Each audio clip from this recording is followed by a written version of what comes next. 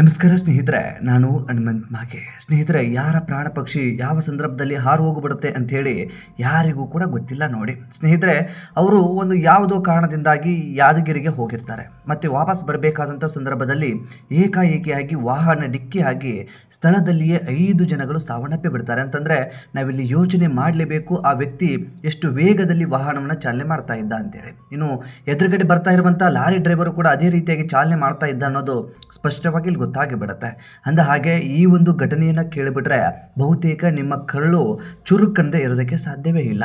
ಅಂಥದ್ದೊಂದು ಅಮಾನವೀಯ ಘಟನೆ. ಈತ ಡ್ರೈವರ್ನ ಹೆಂಡತಿ ಪ್ರೆಗ್ನೆಂಟ್ ಕೂಡ ಇರ್ತಾಳೆ. ಇನ್ನೇನು ಕೆಲವು ದಿನದಲ್ಲಿ ಮಗುವಿನ ಬರುವಿಕೆಗಾಗಿ ಕುಟುಂಬ ಕಾಯ್ತಾ ಇರುತ್ತೆ. ಆದರೆ ಈ ರೀತಿಯಾಗಿ ದುರಂತದಲ್ಲಿ ಸಾವನ್ನಪ್ಪಿ ಬಿಡ್ತಾರೆ ಅಂಥೇಳಿ ಯಾರೂ ಕೂಡ ಊಹೆ ಮಾಡ್ಕೊಂಡಿರಲಿಲ್ಲ. ಸಾವನ್ನಪ್ಪಿರುವಂಥವರು ಬೇರೆ ಬೇರೆ ಯಾವುದೇ ಕುಟುಂಬದವರಲ್ಲ, ಕೇವಲ ಒಂದೇ ಕುಟುಂಬದ 5 ಜನ ಈ ದುರಂತದಲ್ಲಿ ಸಾವನ್ನಪ್ಪಿ ಬಿಟ್ಟಿದ್ದಾರೆ. ಅಂದ ಹಾಗೆ ಘಟನೆಯ ಕುರಿತಾಗಿ ಒಂದಿಷ್ಟು ಮಾಹಿತಿಯನ್ನು ಗಮನಿಸ್ತಾ ಹೋಗೋಣ. ಸಾಧ್ಯವಾದರೆ ವಿಡಿಯೋನ ಕೊನೆವರೆಗೂ ನೋಡಿ. ನೀವೇನಾದರೂ ನಮ್ಮ ಚಾನಲ್ನ ಸಬ್ಸ್ಕ್ರೈಬ್ ಮಾಡಿಕೊಳ್ಳದೆ ವಿಡಿಯೋನ ಗಮನಿಸ್ತಾ ಇದ್ರೆ ಈ ಕೂಡಲೇ ಸಬ್ಸ್ಕ್ರೈಬ್ ಮಾಡಿ. ಸ್ನೇಹಿತರೆ, ಕಲಬುರಗಿ ಜಿಲ್ಲೆ ಚಿತ್ತಾಪುರ ತಾಲೂಕಿನ ವಾಡಿ ಸಮೀಪದ ರಾಷ್ಟ್ರೀಯ ಹೆದ್ದಾರಿ 150ರಲ್ಲಿ ನಡೆದಂತಹ ದುರಂತ ಇದು. ಈ ದುರಂತದಲ್ಲಿ ಒಟ್ಟು 5 ಜನ ಸಾವನ್ನಪ್ಪಿ ಬಿಟ್ಟಿದ್ದಾರೆ. ಈ ಪೈಕಿ ಮೊಹಮ್ಮದ್ ಹುಸೇನ್, ಫಾತಿಮಾ, ರಸೂಲ್, ಮೆಹಬೂಬ್, ಅದೇ ರೀತಿಯಾಗಿ ಕ್ರೂಸರ್ ಚಾಲಕ ಆಗಿರುವಂತಹ ಪಾಷಾ ಅನ್ನುವಂಥವರು ಮೃತಪಟ್ಟಿರುವಂತಹ ದುರ್ದೈವಿಗಳು ಅಂತಾನೆ ಹೇಳಬಹುದು. ಇವರು ಚಿತ್ತಾಪುರ ತಾಲೂಕಿನ ಇಂಗಳಗಿ ಗ್ರಾಮದ ನಿವಾಸಿಗಳಾಗಿದ್ದಂಥವರು. ಮೊಹಮ್ಮದ್ ಅಬ್ದುಲ್ ಸಾಬ್ ಎಂಬ ಯುವಕ ರಾತ್ರಿ ವೇಳೆ ಪಾರ್ಶ್ವವಾಯುವಿಗೆ ತುತ್ತಾಗಿದ್ದ ಎನ್ನಲಾಗ್ತಾ ಇದೆ. ರೋಗಿಯನ್ನ ಯಾದಗಿರಿ ನಗರದ ಆಸ್ಪತ್ರೆಗೆ ದಾಖಲಿಸಲು 8 ಜನರು ಕ್ರೂಸರ್ನಲ್ಲಿ ಹೋಗಿ ಬಿಟ್ಟಿರ್ತಾರೆ. ಅದಾದ ಬಳಿಕ ಆತನನ್ನ ಆಸ್ಪತ್ರೆಯಲ್ಲಿ ದಾಖಲಿಸ್ತಾರೆ. ಅಲ್ಲಿ ದಾಖಲಿಸಿದ ಸಂದರ್ಭದಲ್ಲಿ ರೋಗಿಯ ಜೊತೆ ಸೇರಿ ಇಬ್ಬರು ಅಲ್ಲೇ ಉಳಿದುಕೊಂಡು ಬಿಡ್ತಾರೆ. ಇನ್ನು 5 ಜನರದ್ದು ಏನು ಕೆಲಸ, ಹೋಗ್ಬಿಡೋಣ, ಮತ್ತೆ ಅಂತಹದ್ದೇನಾದ್ರೂ ಸಂದರ್ಭ ಬಂದು ಬಿಟ್ರೆ ಮತ್ತೆ ಬಂದ್ರಾಯ್ತು ಬೆಳಿಗ್ಗೆ ಅನ್ನುವ ನಿಟ್ಟಿನಲ್ಲಿ 5 ಜನಗಳು ಕೂಡ ಕ್ರೂಸರ್ನಲ್ಲಿ ಹಿಂತಿರುಗ್ತಾ ಇರ್ತಾರೆ. ರಾತ್ರಿ ಸಮಯ ಹೆಚ್ಚು ಕಡಿಮೆ 12 ಗಂಟೆಯ ಆಸುಪಾಸು. ಲಾಡ್ಲಾಪುರ ಸಮೀಪ ಬಂದಾಗ ಎದುರಿಗೆ ಬರುತ್ತಿದ್ದಂತಹ ತಮಿಳುನಾಡು ಮೂಲದ ಲಾರಿ ಹಾಗೂ ಕ್ರೂಸರ್ ನಡುವೆ ಮುಖಾಮುಖಿ ಡಿಕ್ಕಿ ಸಂಭವಿಸಿಬಿಡುತ್ತೆ. ಕ್ರೂಸರ್ನಲ್ಲಿದ್ದ 5 ಕೂಡ ಸ್ಥಳದಲ್ಲಿ ಸಾವನ್ನಪ್ಪಿ ಬಿಡ್ತಾರೆ. ಅಪಘಾತಕ್ಕೆ ಕ್ರೂಸರ್ ಸಂಪೂರ್ಣ ನಜ್ಜುಗುಜ್ಜಾಗಿ ಬಿಟ್ಟಿದೆ. ನೀವು ಕೂಡ ದೃಶ್ಯದಲ್ಲಿ ಗಮನಿಸ್ತಾ ಇದ್ದೀರಿ ಎಷ್ಟೊಂದು ಭೀಕರವಾದಂತಹ ದುರಂತ ನಡೆದು ಹೋಗಿಬಿಟ್ಟಿದೆ ಅಂತೇಳಿ. ಸ್ಥಳಕ್ಕೆ SP ಲಡ್ಡೂರು ಶ್ರೀನಿವಾಸಲು, DYSP ಶಂಕರಗೌಡ ಪಾಟೀಲ್, ಅದೇ ರೀತಿಯಾಗಿ ಅನೇಕ ಅಧಿಕಾರಿಗಳು ಕೂಡ ಬಂದು ಸ್ಥಳವನ್ನು ಪರಿಶೀಲನೆ ಮಾಡ್ತಾರೆ. ಅದೇ ಸಂದರ್ಭಕ್ಕೆ ಶಿವಬಣ್ಣ ವಾಡಿ ಸರ್ಕಾರಿ ಸಮುದಾಯ ಆರೋಗ್ಯ ಕೇಂದ್ರಕ್ಕೆ ಶಿಫ್ಟ್ ಕೂಡ ಮಾಡಲಾಗುತ್ತೆ. ಕುಟುಂಬದವರ ಆಕ್ರಂದನ ಮುಗಿಲು ಮುಟ್ಟಿದೆ ಅಂತಾನೆ ಹೇಳಬಹುದು. ಅಪಘಾತದ ಸುದ್ದಿ ಮನಸ್ಸಿನಲ್ಲಿ ತಲ್ಲಣವನ್ನುಂಟು ಮಾಡಿದೆ ಎಂದು ಗ್ರಾಮೀಣಾಭಿವೃದ್ಧಿ ಹಾಗೂ ಪಂಚಾಯತ್ ರಾಜ್ ಮತ್ತು ಕಲಬುರಗಿ ಜಿಲ್ಲಾ ಉಸ್ತುವಾರಿ ಸಚಿವ ಪ್ರಿಯಾಂಕ್ ಖರ್ಗೆ ಅವರು ದಿಗ್ಭ್ರಮೆಯನ್ನು ವ್ಯಕ್ತಪಡಿಸಿಬಿಟ್ಟಿದ್ದಾರೆ. ಅಂತಂದರೆ ಈ ಸಂದರ್ಭಕ್ಕೆ ರಾಜಕಾರಣಿಗಳು ಸಹಜವಾಗಿ ಈ ರೀತಿಯಾದಂಥ ಭಾವನೆಗಳನ್ನು ವ್ಯಕ್ತಪಡಿಸ್ತಾರೆ. ಅದು ಆಡಂಬರಕ್ಕಾಗೋ ಅಥವಾ ಇನ್ಯಾವುದೋ ವಿಚಾರಕ್ಕಾಗೋ ಇರಬಹುದು, ಅದು ಬೇರೆ ವಿಚಾರ. ಒಟ್ಟು ಇದನ್ನು ಕೇಳಿದಂಥ ಬಹುತೇಕ ಎಲ್ರಿಗೂ ಕೂಡ ಒಂದು ಕ್ಷಣ ಬೇಜಾರಾಗಿದ್ದಂತೂ ಸತ್ಯ. ಅದರಲ್ಲೂ ಕೂಡ ಈ ಲಾರಿ ಡ್ರೈವರ್ ಏನಿದ್ದಾನಲ್ಲ ತೂಲಾ ಪಾಷಾ ಅಂಥೇಳಿ, ಈತನ ಹೆಂಡತಿ ಇದೀಗ ಪ್ರೆಗ್ನೆಂಟ್ ಕೂಡ ಇದ್ದಾಳೆ. ನೋಡಿ ಎಂಥ ಒಂದು ದುರ್ದೈವ ಇರಬಹುದು ಆಕೆಯದು ಅಂತೇಳಿ. ಕೇವಲ ಮೊದಲನೇ ಮಗುವಿನ ಬರುವಿಕೆಗಾಗಿ ಕಾಯ್ತಾ ಇದ್ದಂಥ ಕುಟುಂಬ. ತುಂಬ ಆತನಿಗೂ ಕೂಡ ಕನಸುಗಳಿರುತ್ತೆ. ಸಹಜವಾಗಿ ಹೆಣ್ಣಾಗಲಿ ಗಂಡಾಗಲಿ ಒಂದು ಕುಟುಂಬ ಆಗ್ತಾ ಇದೆ, ಮಕ್ಕಳಾಗ್ತಾ ಇದೆ ಅನ್ನುವಂಥ ಸಂದರ್ಭದಲ್ಲಿ ಸಹಜವಾಗಿ ತಮ್ಮದೇ ಆದಂಥ ಕನಸುಗಳನ್ನು ಕಟ್ಕೊಂಡು ಬಿಡ್ತಾರೆ. ಎಲ್ಲ ಕನಸುಗಳು ಕೂಡ ಇದೀಗ ನುಚ್ಚುನೂರಾಗಿ ಹೋಗ್ಬಿಟ್ಟಿದ್ದಾವೆ. ಇಂತಹ ಹೆಣ್ಣು ಮಗಳು ನನ್ನ ಗಂಡ ಸಾವನ್ನಪ್ಪಿ ಬಿಟ್ಟಿದ್ದಾನ ಅಂತೇಳಿ ದುಃಖ ಪಡಬೇಕಾ, ಅಥವಾ ಇನ್ನೇನು ಕೆಲವೇ ದಿನದಲ್ಲಿ ನಾನು ತಾಯಿ ಆಗ್ತೀನಿ ಅಂತೇಳಿ ಸಂತೋಷ ಪಡಬೇಕಾ? ಇಂಥದ್ದೊಂದು ದುರಂತ. ಈ ದುರಂತಕ್ಕೆ ಸಂಬಂಧಪಟ್ಟ ಹಾಗೆ ಬಹುತೇಕ ಇಡೀ ರಾಜ್ಯದಾದ್ಯಂತ ಒಂದು ಆತಂಕದ ವಾತಾವರಣ ಸೃಷ್ಟಿ ಆಗಿದೆ ಅಂತಾನೆ ಹೇಳ್ಬಹುದು. ಎಂಥವರಿಗೂ ಕೂಡ ಒಂದು ಕ್ಷಣ ಕಣ್ಣೀರು ತರಿಸುತ್ತೆ. ನನಗಂತೂ ವಿಶೇಷವಾಗಿ ಈ ಒಂದು ಆಘಾತ ಹೇಗಾಯಿತು ಅಂತಂದರೆ 5 ಜನ ಒಂದೇ ಕುಟುಂಬದವರು, ಕ್ರೂಸರ್ನಲ್ಲಿ ಇದ್ದಂಥವರು. ಸೊ ಏನು ಸ್ವಾಭಾವಿಕವಾಗಿ ಯಾರಿಗೂ ಹುಷಾರಿಲ್ಲ ಅನ್ನೋ ಕಾರಣಕ್ಕೆ ಆಸ್ಪತ್ರೆಗೆ ಹೋಗಿ ಅಡ್ಮಿಟ್ ಮಾಡಿಕೊಂಡು ವಾಪಸ್ ಇಷ್ಟೊತ್ತಿಗೆ ಬರಬೇಕು ಅಂತೇಳಿ ಹೊರಟಿರುವಂಥ ಸಂದರ್ಭದಲ್ಲಿ ಈ ರೀತಿಯಾಗಿ ದುರಂತ ನಡೆದೋಗ್ಬಿಟ್ರೆ ಆ ಕುಟುಂಬ ಹೇಗೆ ಮಾಡಬಾರ್ದು, ಅಥವಾ ಆ ಕುಟುಂಬ 5 ಜನರನ್ನ ಕಳೆದುಕೊಂಡು ಅದು ಹೇಗೆ ಬದುಕುತ್ತೆ? ಈ ರೀತಿಯಾದಂಥ ಪ್ರಶ್ನೆ ಹುಟ್ಟಿಕೊಂಡು ಬಿಡುತ್ತೆ. ಸ್ನೇಹಿತರೆ, ಅದು ಯಾರೇ ಇರಲಿ, ಅದು ಎಂಥವರೇ ಇರಲಿ, ಅವರಿಗೆ ಏಜ್ ಆಗಿರಲಿ, ಚಿಕ್ಕವರೇ ಇರಲಿ, ದೊಡ್ಡವರೇ ಇರಲಿ, ಎಲ್ಲರಿಗೂ ಕೂಡ ಒಂದು ಪ್ರಾಣ. ಆ ಪ್ರಾಣದ ಮೇಲೆ ಬಹುತೇಕ ಜನರು ಡಿಪೆಂಡ್ ಆಗಿರ್ತಾರೆ. ಒಂದಿಷ್ಟು ಅವರದ್ದೇ ಆದಂಥ ಭಾವನೆಗಳು ಇರ್ತವೆ.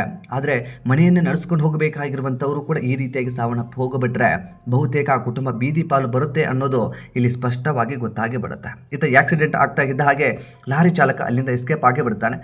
ಕತ್ತಲಾದಂಥ ಸಂದರ್ಭ, ಆಕ್ಸಿಡೆಂಟ್ ಆಗಿರುತ್ತಲ್ಲ ಆ ಸಂದರ್ಭಕ್ಕೆ ಆತ ಎಚ್ಚೆತ್ಕೊಂಡು ಬಿಡ್ತಾನೆ. ಇಲ್ಲಿ ನಿಂತ್ಕೊಂಡು ಬಿಟ್ಟರೆ ಬಹುತೇಕ ಏನು ಬೇಕಾದರೂ ಆಗ್ಬೋದು, ಜನಗಳನ್ನ ಅವನನ್ನು ಹಿಡಿದು ಹೊಡೆದು ಬಿಡಬಹುದು, ನನ್ನನ್ನು ಕೂಡ ಇಲ್ಲೇ ಕೊಂದು ಹಾಕಿ ಬಿಡಬಹುದು ಅನ್ನುವಂಥ ಭಯದ ವಾತಾವರಣ ಆತನಲ್ಲಿ ಮೂಡೋದಕ್ಕೆ ಪ್ರಾರಂಭಿಸಿಬಿಡ್ತು ಅಂತ ಕಾಣಿಸ್ತೆ. ಸ್ಥಳದಲ್ಲಿ ಆ ವ್ಯಕ್ತಿ ಆಕ್ಸಿಡೆಂಟ್ ಆದ ಸಂದರ್ಭದಿಂದ ಅಲ್ಲಿಂದ ಎಸ್ಕೇಪ್ ಆಗಿ ಬಿಡ್ತಾನೆ. ಸೊ ನೀವು ದೃಶ್ಯದಲ್ಲೂ ಕೂಡ ಆರಂಭದಲ್ಲಿ ಗಮನಿಸಿಬಿಟ್ರಿ, ಲಾರಿಯು ಕೂಡ ಎಷ್ಟೊಂದು ಭೀಕರವಾಗಿ ನುಜ್ಜುಗುಜ್ಜಾಗಿತ್ತು ಅಂತೇಳಿ. ಇನ್ನು ಈ ಒಂದು ಕ್ರೂಸರ್ನ ನೋಡಿಬಿಟ್ರೆ ಬಹುತೇಕ ಅದೆಲ್ಲವೂ ಕೂಡ ಪುಡಿ ಪುಡಿ ಆದಂಥ ದೃಶ್ಯ. ಎಷ್ಟು ವೇಗವಾಗಿ ಇವರು ವಾಹನವನ್ನು ಚಾಲನೆ ಮಾಡ್ತಾ ಇದ್ರು ಅನ್ನೋದು ಇಲ್ಲಿ ಸ್ಪಷ್ಟವಾಗಿ ಗೊತ್ತಾಗುತ್ತೆ. ಕೇವಲ ಲಾರಿ ಡ್ರೈವರ್ ಅಂತ ಒಬ್ಬಂದೇ ತಪ್ಪ ಅಥವಾ ಈ ಕ್ರೂಸರ್ ಡ್ರೈವರ್ ಅಂತ ತಪ್ಪ, ಇಲ್ಲಿ ತಪ್ಪು ಯಾವುದು ಸರಿ ಯಾವುದು ಅನ್ನೋದಕ್ಕಿಂತ ಹೆಚ್ಚಾಗಿ ಪ್ರಾಣ ಹೋಗಿದ್ದು ಮತ್ತೆ ಬರೋದಿಲ್ವಲ್ಲ, ಅದು ತುಂಬ ನೋವಿನ ಸಂಗತಿ ಅಂತಲೇ ಹೇಳ್ಬೋದು. ಬಹುತೇಕ ಈ ಒಂದು ಪ್ರಕರಣಕ್ಕೆ ಸಂಬಂಧಪಟ್ಟ ಹಾಗೆ ವಾಡಿ ಪೊಲೀಸ್ ಠಾಣೆಯಲ್ಲಿ ಇದೀಗ ದೂರು ಕೂಡ ದಾಖಲಾಗಿದೆ. ಪ್ರಕರಣವನ್ನು ದಾಖಲಿಸಿಕೊಂಡಿರುವಂಥ ಪೊಲೀಸರು ಲಾರಿ ಡ್ರೈವರ್ ಪತ್ತೆಗೆ ಇದೀಗ ಬಲೆ ಬೀಸಿದ್ದಾರೆ. ಮುಂದೆ ಅವನೆಲ್ಲೋ ಯಾವುದೋ ಒಂದು ಪೊಲೀಸ್ ಸ್ಟೇಷನ್ಗೆ ಹೋಗಿರ್ತಾನೆ, ಸರೆಂಡರ್ ಆಗಿರ್ತಾನೆ. ಇನ್ನು ಲಾರಿ ಯಾರ್ದೋ ಒಂದು ಒಳ್ಳೆಯ ಕುಳದಿದ್ದರೆ ಆ ಒಂದು ಕೇಸನ್ನ ಬೇಗ ಕ್ಲಿಯರ್ ಮಾಡ್ಕೊಂಡ್ಬಿಡ್ತಾರೆ, ಅಥವಾ ಇನ್ನೇನೋ ಕೇಸ್ ನಡೀತಾ ಇರುತ್ತೆ. ಇನ್ನು ವಾಹನಕ್ಕೆ ಸಂಬಂಧಪಟ್ಟ ಹಾಗೆ ಎಲ್ಲ ದಾಖಲೆಗಳು ಸರಿಯಾಗಿದ್ದರೆ ಕೋರ್ಟಲ್ಲಿ ಕೇಸ್ ನಡೀತಾ ಇರುತ್ತೆ. ಇದಕ್ಕೆ ಇನ್ಶೂರೆನ್ಸು ಅಂಥದ್ದೆಲ್ಲವೂ ಕೂಡ ಕ್ಲೈಮ್ ಆದ ಬಳಿಕ ಆ ದುಡ್ಡು ಕುಟುಂಬಕ್ಕೆ ಸೇರುವಂಥ ಸಾಧ್ಯತೆ ಇರುತ್ತೆ. ಆದರೆ ಇಲ್ಲಿ ನೋವಾಗೋದು ಏನು ಅಂತಂದರೆ, ದುಡ್ಡು ಬರುತ್ತೆ ಹೋಗುತ್ತೆ ಅದು ಬೇರೆ ವಿಚಾರ, ಕುಟುಂಬ ಬದುಕಿ ಬಾಳಬೇಕಾಗಿತ್ತು, ಅದೇನೋ ಭರವಸೆ ಅಂಥದ್ದೆಲ್ಲವನ್ನು ಕೂಡ ಕುಟುಂಬದವರು ಕಟ್ಕೊಂಡು ಕೂತ್ಕೊಂಡಿರ್ತಾರೆ.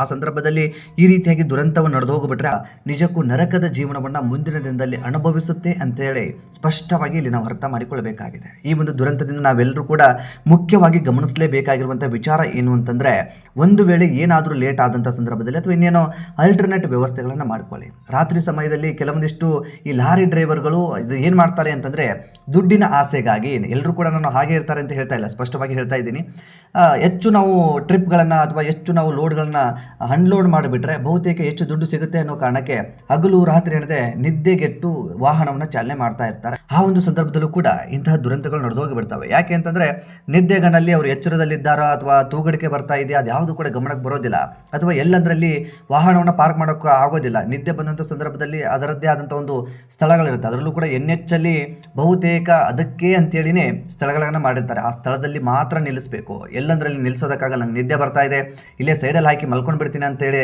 ಅಂದ್ಕೊಂಡು ಬಿಟ್ರೆ ಅದು ಅಸಾಧ್ಯ. ಹಾಗಾಗಿ ದುಡ್ಡಿನ ಆಸೆಗೋ ಇನ್ನೇನೋ ಕಾರಣಕ್ಕೋ ಬಹುತೇಕ ಲಾರಿ ಡ್ರೈವರ್ಗಳಾಗಿರ್ಬೋದು ಅಥವಾ ಈ ರೀತಿಯಾಗಿ ಬೇರೆ ಬೇರೆ ವಾಹನ ಚಾಲಕರಾಗಿರ್ಬೋದು ಆಸೆಗೆ ಬಿದ್ದು ವಾಹನವನ್ನು ಚಾಲನೆ ಮಾಡೋದಕ್ಕೆ ಮುಂದಾಗ್ತಾರೆ. ಅಂತಹ ಸಂದರ್ಭದಲ್ಲಿ ಈ ರೀತಿಯಾದಂಥ ದುರಂತಗಳು ನಡೆದಿರುವಂಥದ್ದು ಬಹುತೇಕ ಹೆಚ್ಚಾಗಿದ್ದಾವೆ ಅಂತೇಳಿ ನಾವೆಲ್ಲರೂ ಕೂಡ ಇಲ್ಲಿ ಸ್ಪಷ್ಟವಾಗಿ ಅರ್ಥ ಮಾಡಿಕೊಳ್ಬೇಕಾಗಿದೆ. ಬಹುತೇಕ ವಾಹನವನ್ನು ನಿಧಾನವಾಗಿ ಓಡಿಸಬೇಕು, ಅದೆಷ್ಟೇ ಅರ್ಜೆಂಟ್ ಕೆಲಸ ಇರಬಹುದು, ವೇಗವಾಗಿ ಹೋಗ್ಬಿಟ್ರೆ ಬಹುತೇಕ ಈ ರೀತಿಯಾಗಿ ಸಾವನ್ನಪ್ಪುವಂಥ ಸಾಧ್ಯತೆ ಇರುತ್ತೆ. ಒಂದಿಷ್ಟು ವೇಗದ ಲಿಮಿಟೇಷನ್ ಕಡಿಮೆ ಇದೆ, ಕೈಕಾಲು ಮುರಿದು ಅಥವಾ ಇನ್ನೇನೋ ಹಾಗೆ ಜೀವ ಉಳಿದು ಬಿಟ್ರೆ ಬಹುತೇಕ ನಿಮ್ಮ ಕುಟುಂಬಕ್ಕೆ ನೀವು ಆಸರೆ ಆಗದೇ ಇದ್ರೂ ಪರವಾಗಿಲ್ಲ, ಮಾರ್ಗದರ್ಶಕರಾಗಿ ಆದರೂ ಬದುಕಬಹುದು. ಹಾಗಾಗಿ ಸಾಧ್ಯವಾದಷ್ಟು ವಾಹನವನ್ನು ನಿಧಾನಕ್ಕಾಗಿ ಓಡಿಸಿ ಅಂತ ಈ ಒಂದು ವಿಡಿಯೋದ ಮೂಲಕ ನಾವೆಲ್ಲರೂ ಕೂಡ ಅರ್ಥ ಮಾಡ್ಕೊಳ್ಳಬೇಕಾಗಿದೆ. ಈ ಒಂದು ದುರಂತದ ಕುರಿತು ನಿಮ್ಮ ಅನಿಸಿಕೆ ಏನು ಎಂಬುದನ್ನು ಕಾಮೆಂಟ್ ಬಾಕ್ಸ್ ಅಲ್ಲಿ ಮೆನ್ಷನ್ ಮಾಡಿ. ಸಾಧ್ಯವಾದರೆ ವಿಡಿಯೋನ ನಿಮ್ಮ ಸ್ನೇಹಿತರಿಗೂ ಕೂಡ ಶೇರ್ ಮಾಡಿ. ಚಾನಲ್ನ ಸಬ್ಸ್ಕ್ರೈಬ್ ಮಾಡಿಕೊಳ್ಳದೆ ವಿಡಿಯೋನ ಗಮನಿಸಿದ್ರೆ ಈ ಕೂಡಲೇ ಸಬ್ಸ್ಕ್ರೈಬ್ ಮಾಡಿ ಹಾಗೂ ಬೆಲ್ ಐಕನ್ ಕೂಡ ಕ್ಲಿಕ್ ಮಾಡಿಕೊಳ್ಳಿ. ಮತ್ತೆ ಮುಂದಿನ ವಿಡಿಯೋದಲ್ಲಿ ಸಿಗೋಣ. ನಮಸ್ಕಾರ.